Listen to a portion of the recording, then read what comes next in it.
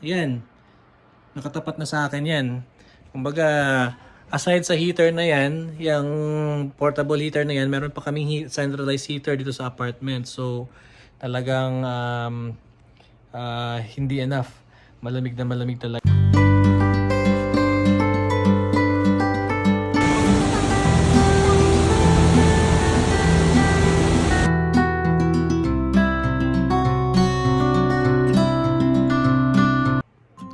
Hi guys! Good morning, good afternoon, and good evening. Kung saan man kayo naroon, kumusta kayong lahat dyan? At isang maligaya at mapagpalang araw sa inyong lahat. So ito guys, kung nakikita nyo, upo lang ako dito sa sala namin, dito sa bahay. Dito lang ako at walang pasok ngayon. Today is Sunday, January 4. So again, Happy New Year sa inyong lahat. So ito, ang weather ngayon dito sa amin guys is very malamig pa rin.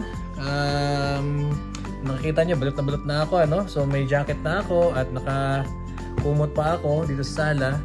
So ang temperature ngayon is negative 27, feels like around negative 32.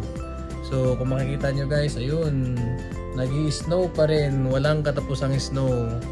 So ito, naisipan ko lang mag-vlog at ako ay medyo nababoard. Nanonood lang ako ng TV, tapos naisipan ko na mag-vlog kasi medyo ilang araw na rin na hindi ako nakapag-vlog. So gusto ko lang i-share sa inyo kung ano ba ang typical weekend ko dito. So Sunday ito, bale si Mrs. May work kaya na morning, pero normally Saturday, Sunday off talaga yan siya, pero kaya lang medyo kinailangan lang talaga ng tao sa office nila, kaya kailangan niyang mag-work kaya na, pero hanggang 2 o'clock lang yan. So mamaya pagdating niya, mamaya aalis rin kami kasi every Sunday kasi normally nagisimba kami morning, kaya lang kaya na since may work siya hindi na kami nakapagsimba, so baka mamaya, pero every Sunday rin, nag-aano rin kami. Yung mga bata, merong schedule for yung ice skating nila. Mamaya pa naman gabi yun, mga 5:15 to 7 o'clock. So ito, pakita ko lang sa inyo guys, ito yung labas namin. Ayan.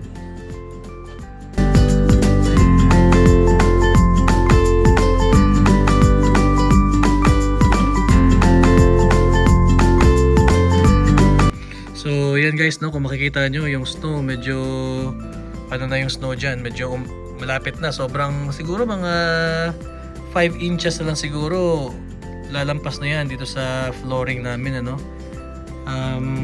yung snow na yan, mga nasa yan, 2.5 feet. So yan, kaya lampas tuhod yan hanggang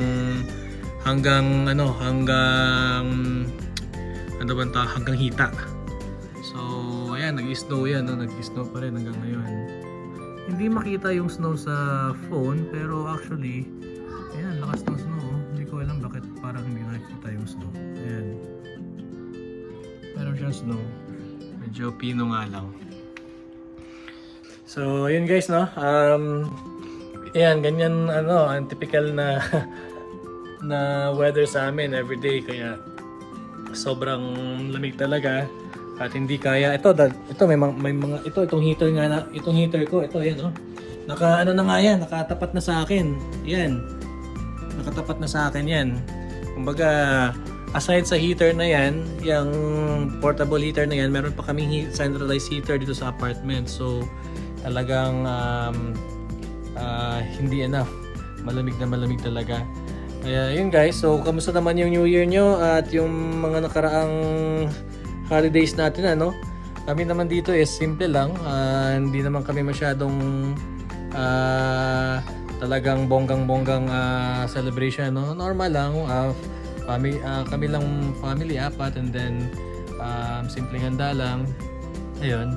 So ito nga, bukas, today Sunday, so bukas June 5 dito sa Canada.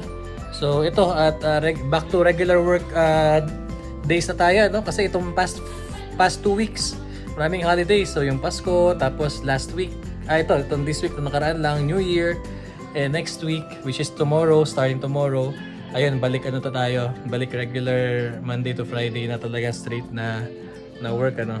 And talagang tuloy-tuloy na kasi syempre ito mga nakaraang 2 weeks. So Pasko, tapos New Year. So may mga holidays. Starting tomorrow, back to normal na tayo. So business as usual. So ganito lang naman yung typical na weekend ko. Normally talagang nasa bahay lang talaga kami pag weekends, and normally nanonood lang talaga ako ng movies. Yan, kasi dalawa yung subscription ko, meron kaming Netflix at meron din akong Prime. Kasi talaga mahilig ako sa movies, manood ng movie. More on movie ako, compared sa series. Kasi pero naboboard kasi ako pag series, pag maraming season. Nanonood din naman ako ng series, pero tinitingnan ko muna kung gaano kahaba yan. Siguro kung mga ilang episode lang or 1-2 seasons, ganun, okay lang. Pero pag yung mga umaabot ng mga 5, 6, 7, ako naboboard na ako niyan. So yun nga guys, biglaan lang din tong pag-vlog ko ngayon, wala sa plano, dahil naisipan ko rin na medyo matagal-tagal na rin. Hindi naman gano'ng katagal, pero mga almost 1 week na yata na since last ako nakapag-vlog. Di ko rin alam kung ano yung content ko. Wala lang, naisipan ko lang na parang kwentuhan lang at i-share kung ano man yung typical na Sunday ko ngayon dito sa bahay at off day, at pati na rin weather. Nakita ko sa inyo sa labas. Kung ano yung weather namin ngayon dito. So, ayun.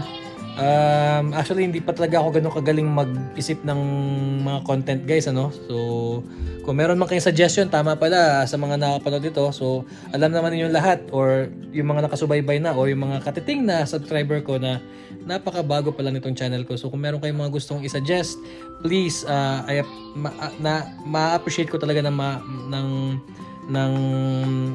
lubusan yan. Kung meron kayong masasuggest or